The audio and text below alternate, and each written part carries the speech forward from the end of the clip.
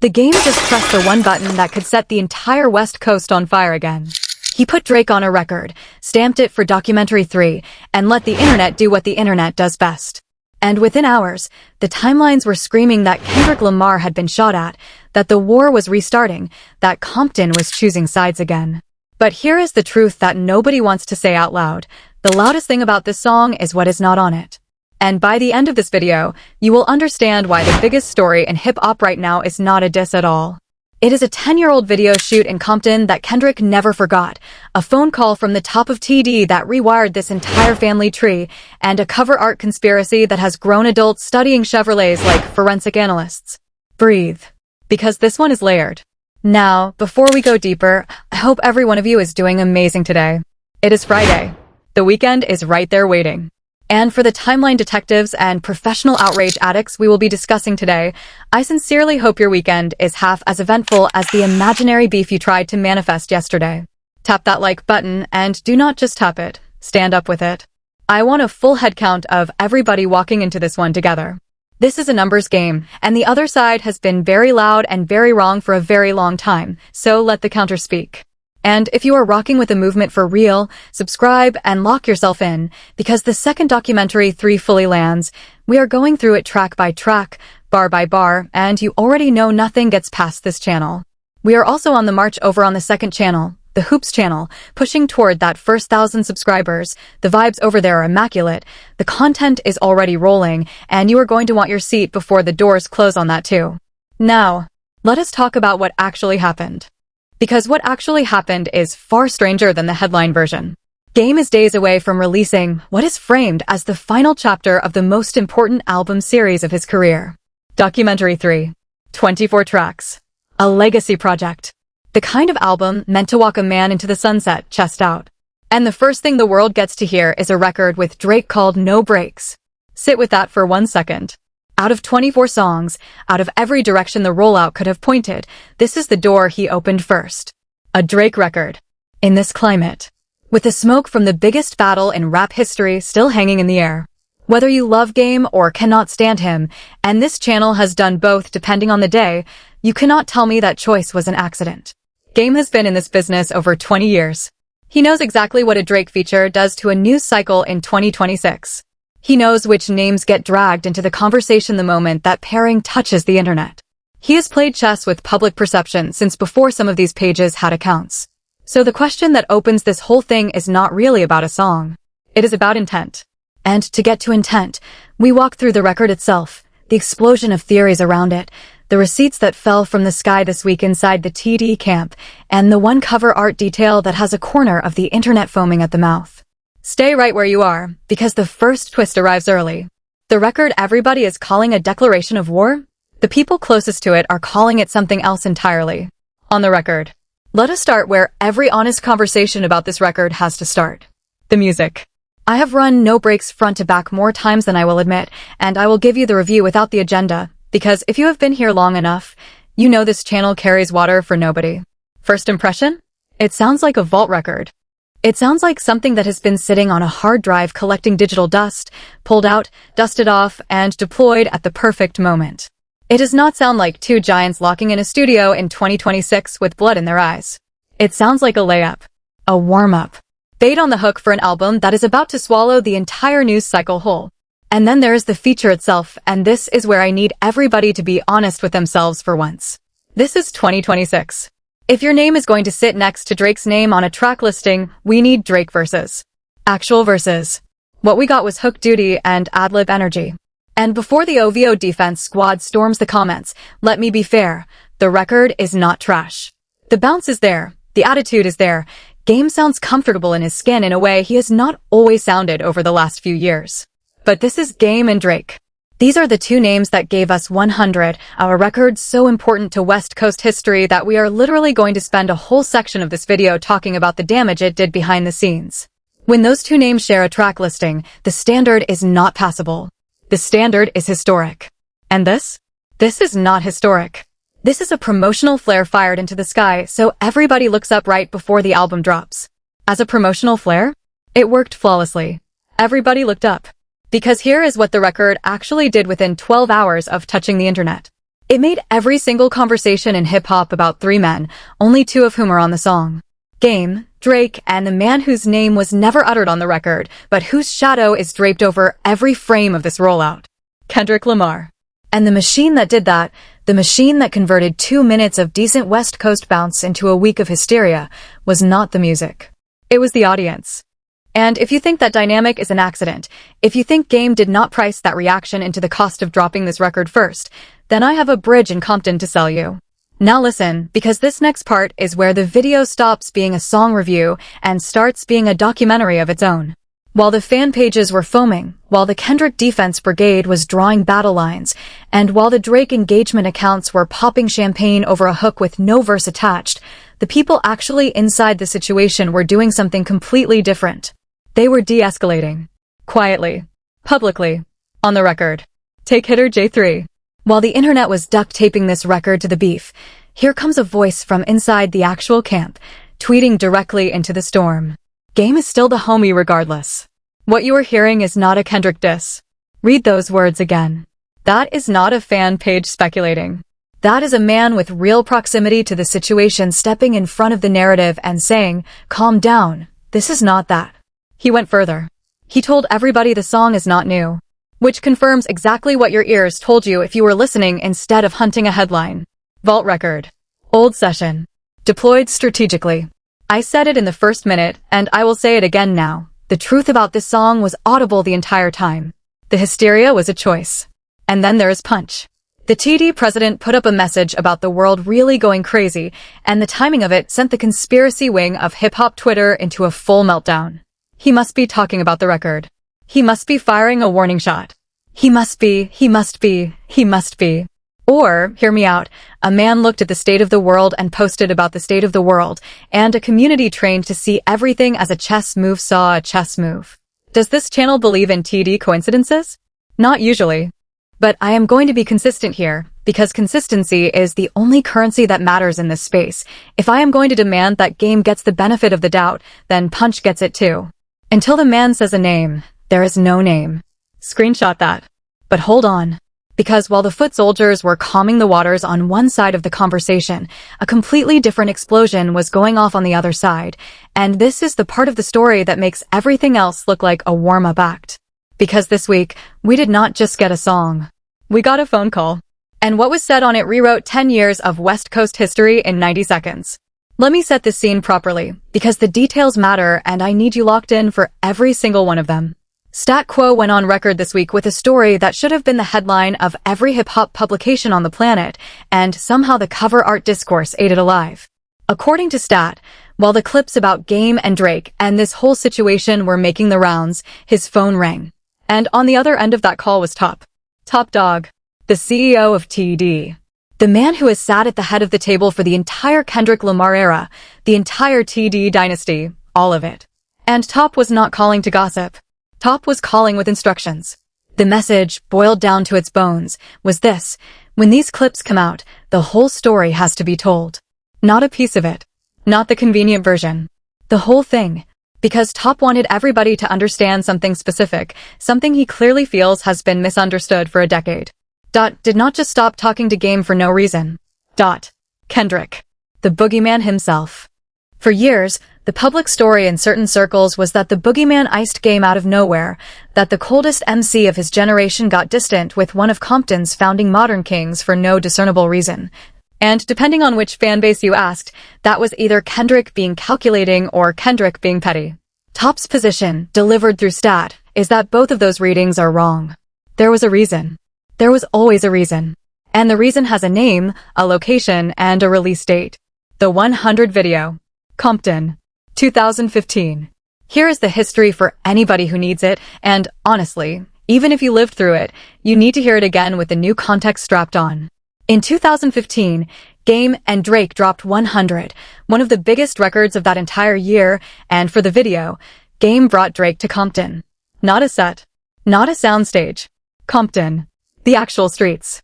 And at that exact moment in history, here is what makes that decision radioactive. Drake was actively sending shots at Kendrick on records. That was the era. The tension was live. And into the middle of that tension, Game opened the gates of the city that Kendrick is the face of and walked the man throwing shots at him straight through the front door. From the outside, for 11 years, that looked like a rap video. 2 stars, a big record, a neighborhood backdrop. We all watched it. 150 million of us. But according to what Top is now making sure the public understands, from the inside, from Kendrick's side of the fence, that was not a music video. That was the moment. That was the line. That was the day the relationship between Kendrick and Game stopped being what it was, and it never went back. Not because Kendrick woke up with an attitude. Because in his eyes, the city got opened up for a man who was coming at him by the one person in the industry who should have understood exactly what that meant. Now, I want to be surgical about this part, because this is where the conversation usually flies off the rails into fan-base warfare, and we are better than that on this channel. Game's side of this is not invisible. Game has never hidden where he stands with Drake. He has said publicly, proudly, repeatedly, that Drake is his guy, that if his kids want to go to a Drake show, Drake is going to be there to meet them. That is real. That is a friendship with 20 years of history and mutual benefit and genuine respect baked into it, and nobody with a brain is asking Game to pretend otherwise. The question has never been whether Game loves Drake. The question is whether Game, in 2015, understood what opening Compton to Drake in the middle of a live conflict would cost him on the other side of the city. And based on what Top is telling Stat a full decade later, the answer is that the cost was the relationship itself. And Top did not stop at 100. This is the detail that slid under almost everybody's radar, and it might be the most revealing piece of the entire call. Top pointed to the J-Rock situation. When the younger TD Camp shot that video, they went to Game's house to film a portion of it. And for the shoot, Game had on a mask. The word that came down, per the story, was that the label or somebody in the machinery said he could not show his face. Fine. Whatever the politics were, a man followed the instruction. But then, 2 weeks later, there's Game in a Hurricane Chris video, face fully visible on camera, no mask in sight. 2 weeks. You do not need to be a TD executive to know how that reads. The mask was never about the label. And moments like that, stacked on top of the 100 video, stacked on top of years of distance, paint a picture of a relationship that did not explode. It eroded. One decision at a time, until there was nothing left to discuss. Sit with the weight of that for a second. Because this is not gossip. This is the CEO of the most important label in the history of the West Coast's modern era personally intervening in the narrative to make sure the record is set straight. Top Dog does not make phone calls for fun. If he is calling to say the whole story needs to be in the clips, it is because somewhere in that building, the truth about Kendrick and Game matters enough to protect. And that, right there, tells you the second half of the story. Whatever coldness exists between Kendrick and Game, it is not random, it is not petty, and it is not new. It is a decade of receipts. Now, you would think a revelation of that size would dominate the entire conversation. You would think the hip-hop internet would be huddled around the Stat Quo clips like a campfire, rewatching every Kendrick and Game interaction from the last 10 years with fresh eyes. And some people were. But a much louder group of people were doing something else entirely. They were staring at a car. A car. This is where we are as a culture. And honestly, I am not even mad, because this detail is genuinely hilarious. Here is what happened. The cover art for No Brakes is a lowrider. A 1964 Chevrolet. Classic West Coast imagery. Chrome, hydraulics, an aesthetic that has belonged to LA rap since before most of the people arguing about it were born. And within hours, Drake fan pages were posting this car with captions full of wink emojis and not-so-subtle suggestions. The signs are there. Game is sending a message. He is trolling Kendrick with the car. Why would a Chevy be a troll of Kendrick? Because Kendrick's album GNX is named after a car. A Buick GNX. And Kendrick's artwork and entire rollout for that album leaned on that machine as an icon. So the theory goes like this. Game put an old American muscle car on his cover because Kendrick put an old American muscle car on his cover, and therefore the artwork is a subliminal, and therefore the song is a diss, and therefore the beef is back on. And therefore everybody needs to pick a side by midnight. Let me be the adult in the room for one paragraph. A 1964 Chevy Impala is not a Buick GNX. These are not two versions of the same reference. They are two entirely unrelated machines from two entirely unrelated eras of two entirely unrelated design languages, united only by the fact that both have 4 wheels and both have been loved by Los Angeles. The lowrider on Game's cover is the single most default piece of visual iconography in the entire 50-year history of West Coast rap. Eazy-E wrote in one. Dre built an entire sonic universe around one. If Game had put a palm tree on the cover, somebody would have posted a thread on how the front count matches a Kendrick bar count. And here is the part that actually matters, so do not let the comedy bury it. The fan pages pushing the car theory are not stupid. They are strategic. They know exactly what they are doing. Because the engine of this entire economy is not information, it is implication. A fan page does not get engagement by posting the truth, which is that a legacy artist put a classic car on a cover. A fan page gets engagement by posting a mystery. Is he sending a message? Look at the signs. Connect the dots.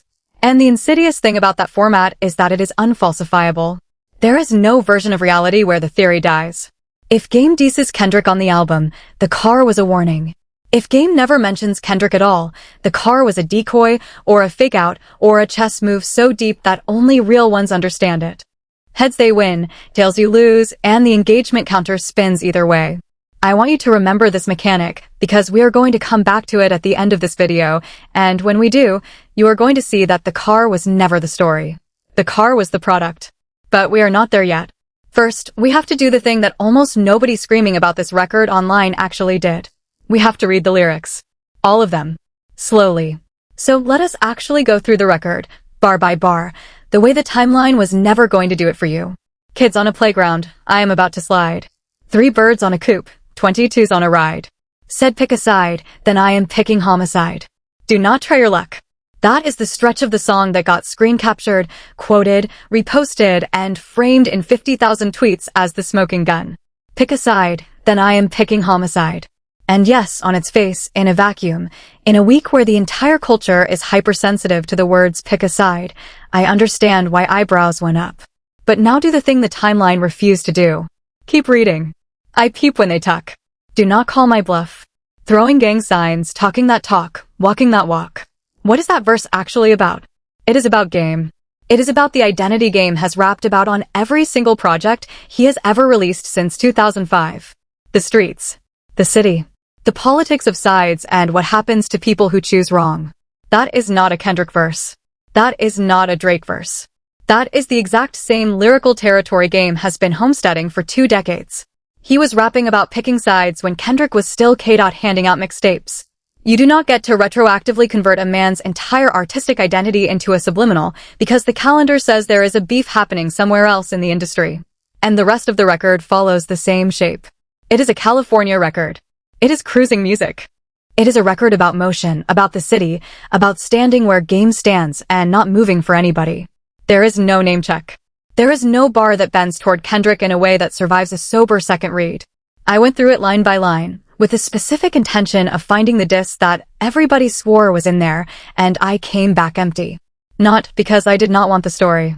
Trust me, a confirmed diss on Documentary 3 would be the biggest story this channel has ever covered.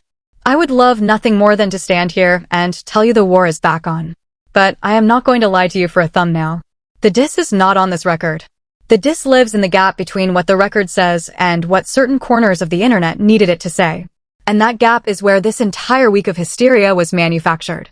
Now we have to talk about the album itself, because this is the part of the story that the cover art detectives completely walked past, and it might be the most important section of this entire video. 24 tracks. Sit with that number. In an era where artists are dropping 12-song projects and calling them statements, Game is closing the documentary trilogy with a double album's worth of material. And the tracklist is not a formality. The tracklist is a confession. So let us walk it, because the names on this thing tell you everything about what Game is actually trying to do in 2026, and it is not what the fan pages told you. The album opens with a record called Jesus. Track 1. The first thing you hear when you press play on the final documentary is a gospel title. Then you get Love It or Hate It with Snoop Dogg over Cool and Dre production, and if you know your history, that combination should make the hair on your arm stand up, because Cool and Dre produced Hate It or Love It, the original, the 2005 classic. Game and 50 Cent at the absolute peak of the G-Unit empire. That is not a track list. That is a callback 21 years in the making. You get Steppers with Lil Wayne. You get 40 Nights with Kanye West. Read that again. Kanye West on Documentary 3 in 2026. You get Party at Games with Party Next Door, which tells you the OVO relationship runs deeper than one Drake hook. You get E40, you get Larry June, you get Lefty Gunplay and AZ Chike holding down the new generation of the West. You get Caitlyn and Armani J on the R&B side. You get Game Recognized Game with Marsha Ambrosius, another callback, another bridge to the original era. And then there is the one that should be the entire headline, I Won't Be Afraid, featuring Black Thought. If you are a real student of this culture, you already understand what that pairing means, and if you are not, let me paint it for you. Black Thought is, bar for bar, quite possibly the greatest pure MC alive. There is no gimmick with Black Thought. There is no algorithm play, no fanbase army, no engagement machine. There is only the pen, and the pen is terrifying. And on Game's final documentary, on the Legacy record, on the album that is supposed to summarize his entire career, who did Game choose to stand next to on a pure rapping record? The most respected lyricist of his generation. Remember when albums used to work like this? Remember when you would tear the plastic off a CD, flip to the back cover, scan the features, and circle the one song you knew was going to be a lyrical war before you ever pressed play? That feeling. That is what I Won't Be Afraid is promising. And if it delivers even half of what the pairing suggests, it will be the moment of this entire rollout, and it will have absolutely nothing to do with the subliminal. That is the reveal the tracklist is hiding in plain sight. Game did not build this album around Drake. He built it around everybody. Snoop, Wayne, Kanye, E40, Thought, Larry June, the New West, the Old Guard, the R&B voices. Documentary 3 is not a war document. It is a census. It is Game taking a headcount of his entire 20-year career, every alliance, every era, every coast, and saying, this is what I built, this is who still answers my calls, and this is how I am walking out. The Drake record is one room in a 24-room house. The internet has spent the entire week standing in that one room, arguing about the wallpaper. Now, none of this means there is zero smoke on this album. I am not going to insult your intelligence. The first track opens with staring column talk and GNX references sitting in the lyrics like loaded dice, and when Game raps about the boogeyman on LA Monster, when he says he does not have a problem with the boogeyman and the boogeyman does not have a problem with him, he knows exactly what he is doing. Game has never once in his career been unaware of how a bar will be received. That is not a diss strategy. That is something craftier. That is a man sprinkling just enough voltage into the margins of his album to make sure the conversation never fully leaves his name, while never once stepping over the line into an actual declaration of war. It is the oldest play in his book. Nobody has ever run it better. Which brings us to the question this entire video has been building toward, the question underneath every tweet, every fan page post, every cover art thread, every stat quo clip of the last week. The question that is the actual reason you clicked. Is Game going to fire at Kendrick Lamar on Documentary 3? Is the final chapter of the trilogy going to be the opening shot of the next Great West Coast War? And I am going to answer it. For real this time. No loop left open. But to answer it honestly, I have to show you two more things first. The mind of the man himself, because Game is not who the timeline thinks he is anymore, and the math of the machine, because the forces pushing for this beef have nothing to do with music at all. The answer is coming.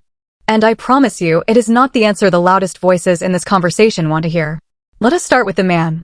Because the single biggest analytical failure happening across hip-hop media this week, and there have been some absolute disasters, is that everybody is grading the 2026 version of Game with a 2005 answer key. The Game that lives in the public imagination, the Game that the timeline is certain is about to crash out on wax and declare war on the biggest artist alive, is a character from a different era. That Game was the most volatile star in rap. That Game fought everybody, dissed everybody, burned every bridge, and then live-streamed the fire. That Game made How We Do, and then spent 15 years making sure nobody ever forgot he made How We Do.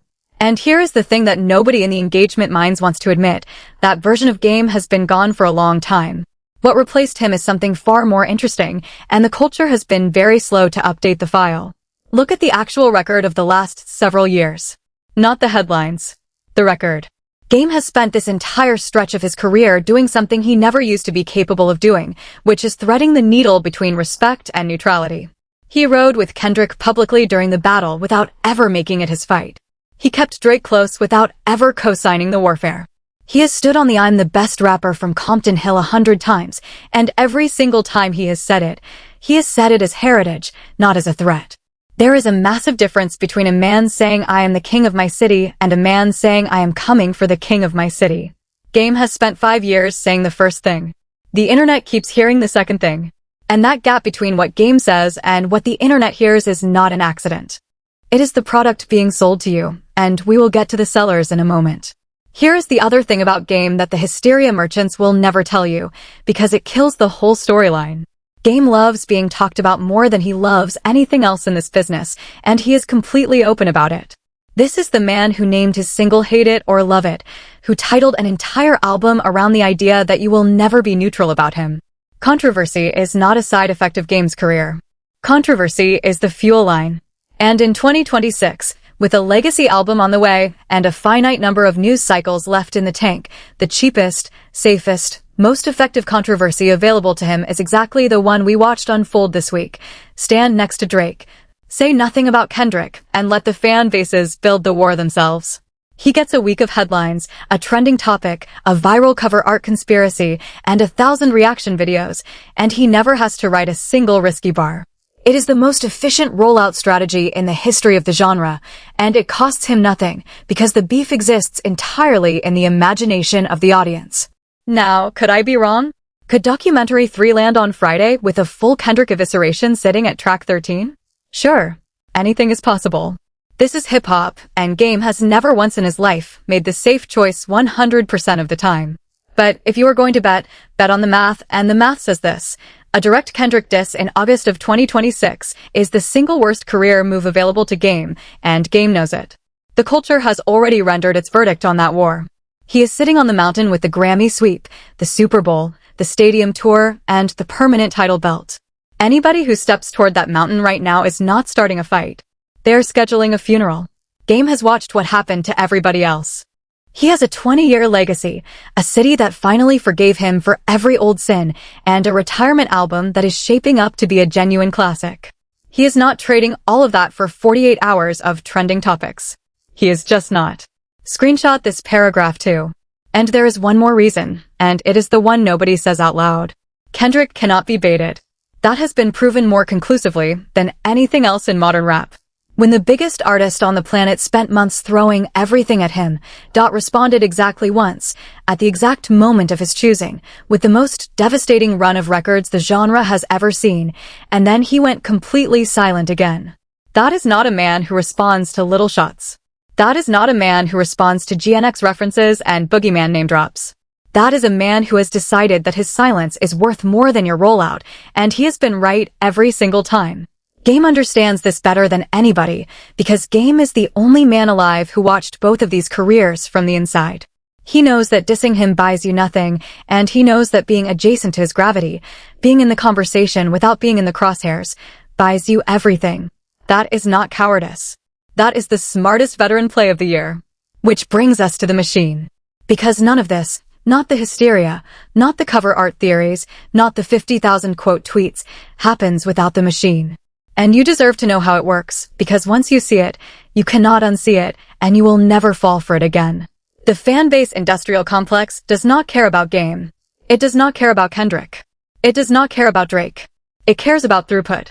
A beef is the single highest yielding content crop in the entire hip-hop media economy, and a beef that does not actually exist is even better, because it never ends, never resolves, and never has a loser whose fans stop clicking. Think about the economics of what happened this week. Game drops a song with a Drake hook. That is one post of value. But Game drops a song with a Drake hook that might be a Kendrick diss? That is 100 posts. That is reaction videos in both directions. That is cover art analysis threads. That is he dissing or isn't he polls. That is stan accounts on both sides quote tweeting each other into oblivion for 72 hours straight. The ambiguity is not a bug. The ambiguity is the entire business model. And the people who benefit from it, the pages and the streamers and the engagement farmers who need a new war the way a casino needs a new whale, are the exact same people who spent this week screaming that the war was real. Follow the incentives. It is never wrong. And the fan bases are the fuel, which is the uncomfortable part of this that I need you to sit with. The reason these beefs never die is not that the artists refuse to let them die. Kendrick has been silent. Drake has been, by his standards, nearly invisible. Game has never said a hostile word. The war lives entirely in the audience, in the millions of people whose fandom has quietly become their identity, who experience a shot at their favorite artist as a shot at themselves, and who will therefore manufacture the next conflict out of raw material as thin as a 1964 Chevy. Top said it best without ever intending it as an industry diagnosis. The reason these wars never end is that the fan bases will not permit them to end. The artists left the building. The audience is still in the arena, swinging at ghosts. Now here is the payoff I promised you at the top of this video. The answer, the whole answer, with no loop left open. Is Game dissing Kendrick Lamar on Documentary 3? No, not a real diss. Not the war the timeline ordered. What you are going to get, what the evidence tells you already have, is exactly what No Breaks was, calculated adjacency. A GNX reference here. A boogeyman name drop there. Little shots, little sparks, just enough voltage to keep the conversation humming, wrapped inside an album whose actual spine is Snoop and Kanye and Black Thought and 20 years of West Coast history. Game is going to do what Game has always done better than anybody alive. He is going to let you argue about him. He is going to let the cover art theorists and the fan pages and the reaction channels carry his rollout on their backs, and he is going to walk into Friday morning with the most talked about legacy album of the year without having risked a single thing. The man is not crashing out. The man is cashing in. There is a difference, and the difference is the entire story. And the Kendrick side of it? That door is closed, and honestly, it has been closed for 10 years. We just did not know why until Top picked up the phone this week. The 100 video was the line. Compton was the line.